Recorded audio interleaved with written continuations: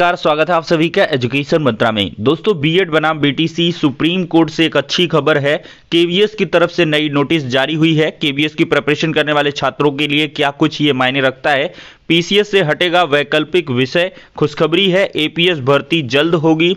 कई सालों बाद एपीएस भर्ती का जो अच्छा समय है वो आ चुका है। यूपी बोर्ड से जुड़ी हुई खबरें और क्रिकेट जगत की कुछ खबरें हैं जो महत्वपूर्ण है, आपके लिए आवश्यक है, करंट अफेयर्स के अंतर्गत आएंगी, तो उन सबको हम डिस्कस करेंगे। लेकिन इसके पहले एक छोटी सी इन्फॉर्मेशन, हम बात करेंगे केवीएस पीआरटी 2023 की बेस्ट बुक के बारे में जो चच्चू पब्लिकेशन की है।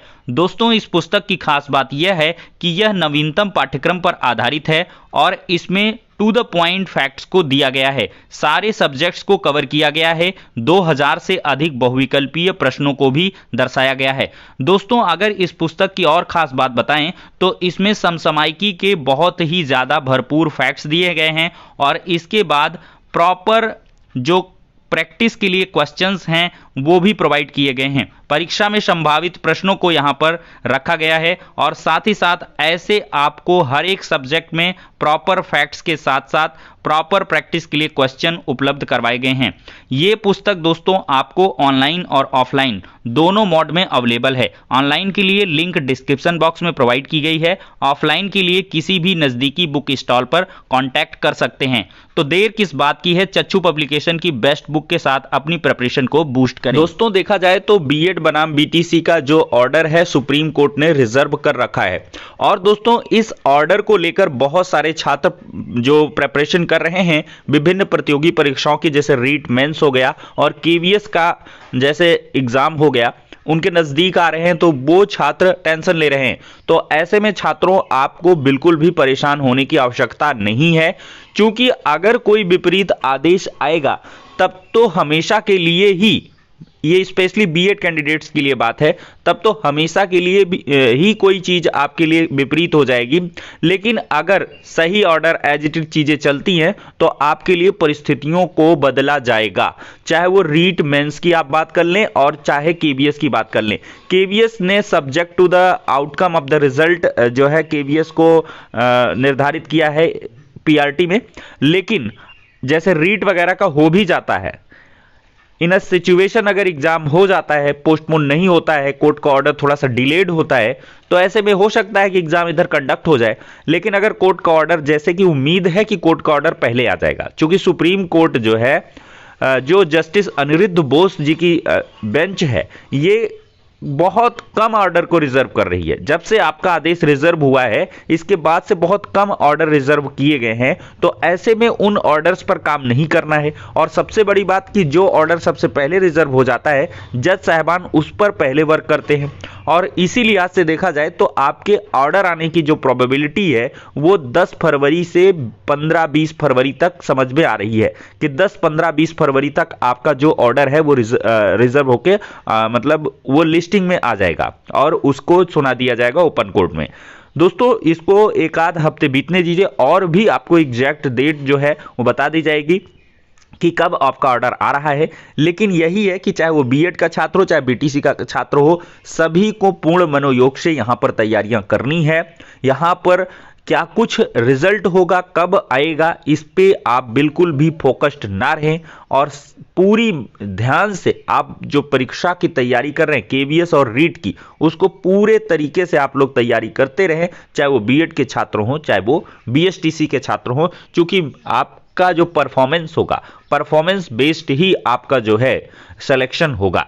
तो ये एक अच्छी खबर है दोस्तों कि जो ऑर्डर है वो आपका जल्द आएगा, क्योंकि जो अन्य ऑर्डर हैं वो रिजर्व नहीं किए जा रहे हैं। और साथ ही साथ देखा जाए तो कुछ ऑर्डर जो रिजर्व हुए हैं उनकी संख्याएं बहुत कम हैं। ये आपके लिए बहुत ही अच्छा और शुभ संकेत है। अगर देखा जाए तो यहां पर बीएड छात्रों के लिए दोबारा से भी परीक्षाएं बाद में करवाई जा सकती हैं अगर इधर हो जाता है और बीएड के लिए पॉजिटिव जो मतलब ऑर्डर है अगर सुप्रीम कोर्ट से आता है। ये कंडीशनल चीजें हैं। अब दोस्तों, केवीएस की तरफ से एक नई नोटिस जारी हुई है, वो बहुत ही अच्छी नोटिस है। दोस्तों, केवीएस का ये ऑफिशियल नोटिस है, 24 और 25 जून 2023 का है, सॉरी जनवरी 2023 का है, लेटेस्ट है। और यहां पर दोस्तों देखा जाए तो प्रिंसिपल सेक्रेटरी विद्या भवन बदला कॉलोनी, न्यू हैदराबाद, निशादगंज, यहाँ पे ओपनिंग ऑफ न्यू केंद्रीय विद्यालय इन 10 district of Uttar Pradesh state. तो दोस्तों उत्तर प्रदेश में 10 नए जो केंद्रीय विद्यालय हैं वो खोले जाएंगे। आपको यहाँ पर हम लिस्ट भी दिखा दें कहाँ कहाँ पर ये खोलेंगे। तो दोस्तों पहला है उत्तर प्रदेश के अंबेडकर नगर में, दूसरा है अमरोहा में, तीसरा है जालौन है, तीसरा है कन्नौज और चौथा है कासगंज, पांचवा है कौशाम्बी में। कौशाम्बी में एक नया केंद्रीय विद्यालय खुलेगा केबीएस का, और मैनपुरी में भी विद्यालय खुलेगा, प्रतापगढ़ में खुलेगा, संभल में खुलेगा दोस्तों, और इसके बाद संत कबीर नगर में। तो इन जगहों पर ये विद्यालय खोले जाएंगे। और देखा जाए दोस्तों तो आप लोग जो केबीएस की तैयारी कर रहे हैं, उत्तर प्रदेश जोन से परेशान हैं, तो देखिए 10-10 नए विद्यालय खुल रहे हैं उत्तर प्रदेश के अंदर। तो आपके जो ट्रांसफर वगैरह की या यहां पर सिलेक्शन की प्रोबेबिलिटी है वो ज्यादा बढ़ जाएगी, क्योंकि उत्तर प्रदेश वाले जो छात्र हैं मे बी उनको सर्किल उनका खुद का अलॉट कर दिया जाए, क्योंकि वो लोग ज्यादा बेहतर ढंग से उत्तर प्रदेश की परिस्थितियों को जानते हैं। और ये 10 नए विद्यालय खुलने का मतलब है यहां पर स्टाफ भी होगा।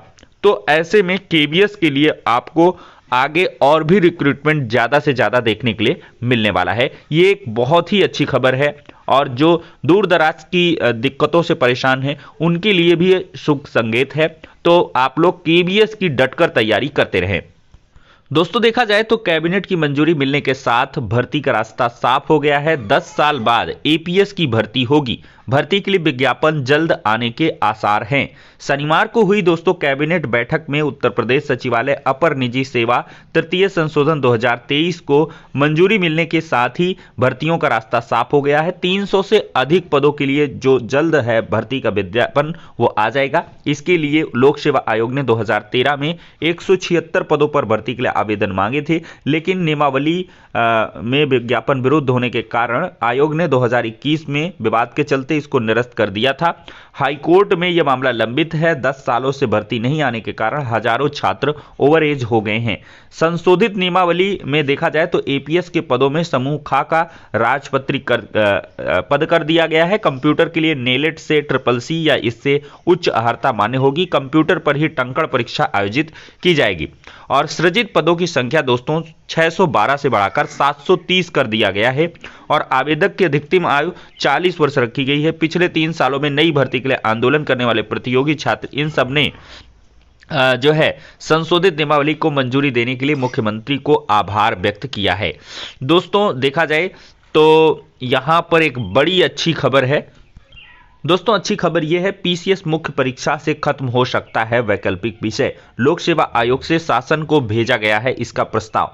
दोस्तों देखा जाए तो सम्मिलित राज्य प्रवर अधीनस्थ सेवा पीसीएस की मुख्य परीक्षा से वैकल्पिक विषय की अनिवार्यता खत्म हो सकती है। इसको लेकर लंबे समय से मंथन चल रहा है। कुछ राज्यों में ऐसा बदलाव किया जा चुका है। प्रतियोगी छात्रों ने भी इसकी मांग उठाई है, इसलिए उत्तर प्रदेश लोक सेवा आयोग से इसका प्रस्ताव शासन को भेजा गया है। इसकी मंजूरी मिलती है तो स्केलिंग का विवाद खत्म हो जाएगा।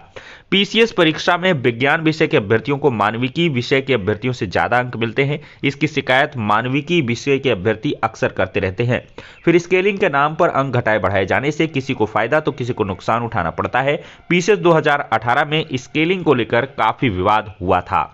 तब प्रतियोगी छात्रों ने दावा किया था स्केलिंग के चलते हिंदी भाषा और मानविकी विषय के अभ्यर्थियों का काफी नुकसान हुआ है। स्केलिंग के चलते ही यूपी में दूसरे राज्य के तमाम अभ्यर्थियों का चयन हो गया था। इसलिए पीसीएस मुख्य परीक्षा से वैकल्पिक विषय हटाए जाने की मांग तेज हुई है। मांग के लिए मुख्य परीक्षा से वैकल्पिक विषय हटाकर उसकी जगह यूपी आधारित प्रश्न पत्र शामिल किया जाए। इससे यूपी के अभ्यर्थियों का चयन होगा और स्केलिंग का विवाद भी खत्म हो जाएगा। वैकल्पिक विषय खत्म करने का अभियान चला रहे प्रतियोगी छात्र कौशल सिंह का कहना है, पीसीएस 2023 के विज्ञापन में इस बदलाव का इंतजार है। अगर बदलाव होता है तो बड़ी मात्रा में राहत मिलेगी।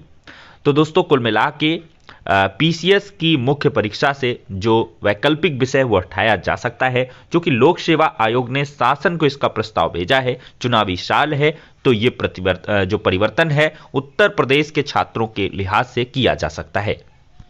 चाहे दोस्तों उत्तर प्रदेश हो, बिहार हो, चाहे वो गुजरात हो, हर जगह प्रश्न पत्र लीक होने की बात आम हो गई है। लीक होने के बाद कनिष्ठ लिखित की जो परीक्षा है वो निरस्त कर दी गई। पुलिस ने इस संबंध में एक संदिग्ध को हिरासत में भी लिया है।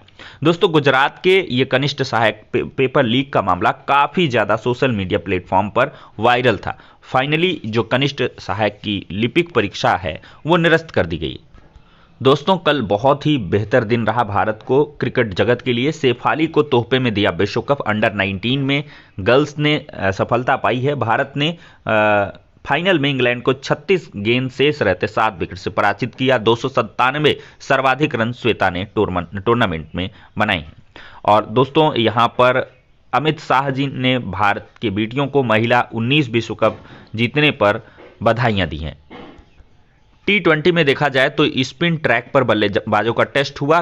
खैर 100 रन का बचाव किया गया और यहां पर जो है भारतीय बल्लेबाजों ने 101 रन बनाए थे। 100 का टारगेट दिया गया था। न्यूजीलैंड ने 99 रन ही बनाए थे, लेकिन 100 रन बनाने में भी कसर छूट गई भारतीय बल्लेबाजों की। 4 बल्लेबाज यहां पर गंवाने पड़े और एट लास्ट देखा जाए तो भारत ने जीत हासिल की है। अब सीरीज 1-1 से बराबर हो गई है। अगला मैच 1 फरवरी को है और इसमें जो है काफी रोमांच आने वाला है, क्योंकि जो ये मैच जीतेगा वो सीरीज अपने नाम करेगा। दोस्तों यूपी बोर्ड परीक्षा में उत्तर पुस्तिका के हर पन्ने पर लिखना होगा अनुक्रमांक। बोर्ड ने परीक्षा की शुचिता बनाए रखने के लिए केंद्र निरीक्षकों और परीक्षार्थियों के लिए दिशा निर्देश जारी किए हैं। और साथ ही साथ परीक्षा कक्ष में निरीक्षक भी नहीं ले जा सकेंगे मोबाइल और कैलकुलेटर। कदाचार रोकने के लिए दिशा निर्देश जारी। 50% निरीक्षक बाहर होंगे और परीक्षा वाले विषय के शिक्षक की ड्यूटी भी नहीं लगेगी। दोस्तों हिंदी ट्रांसलेटर के 441 पदों पर जल्द भर्ती होने वाली है। कनिष्ठ अनुवादक, कनिष्ठ हिंदी अनुवादक और वरिष्ठ अनुवादक के 441 पदों पर भर्ती होगी। इस भर्ती की सभी परीक्षाएं कराने के बाद कर्मचारी चयन आयोग ने पदों की घोषणा कर दी है। उत्तर प्रदेश के शिक्षा मित्रों ने फिर से यहां पर 20 फरवरी को लखनऊ में सम्मेलन किया है। यहां पर 20 फरवरी को जो है शिक्षा मित्र सम्मेलन होगा और जिसमें शिक्षा मित्र के नियमितीकरण के लिए आवाज उठाई जाएगी। दोस्तों देखा जाए तो सीटेट में महिला साल्वर गैंग एक दिन पहले ही बनाया गया था व्हाट्सएप ग्रुप। सीटेट में पकड़ी गई साल्वरों में से एक भी के पास स्नातक की डिग्री नहीं है, तो आप समझ सकते हैं। और साथ ही साथ देखा जाए तो इन पर जो है कुछ धाराएं नहीं लगाई गई, जिस वजह से इनको जेल से छोड़ दिया गया। खैर विवेचना में पुलिस इसमें धाराओं को बढ़ाने पर बात भी कर रही है। तो दोस्तों ये हो गया आज का इंपॉर्टेंट वीडियो। अगर पसंद आया हो तो लाइक एंड शेयर करें। नेक्स्ट वीडियो में मिलते हैं।